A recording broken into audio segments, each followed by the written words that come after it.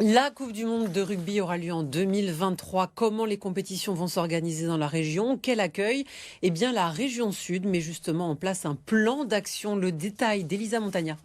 Ouais, il faut absolument en tirer parti.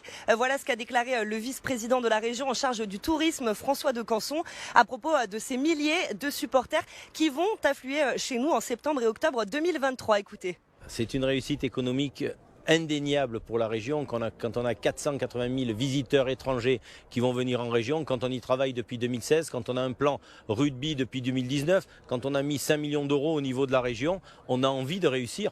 On est la première région touristique de France pour l'accueil de la clientèle étrangère, donc je crois qu'aujourd'hui on a l'occasion de montrer encore une fois qu'on est prêt, que les infrastructures sont prêtes. Moi je vous rappelais qu'en 98, la Coupe du monde de football avait débuté à Marseille, il y avait la France et l'Afrique du Sud, on avait gagné 3-0, c'était le début du sacre.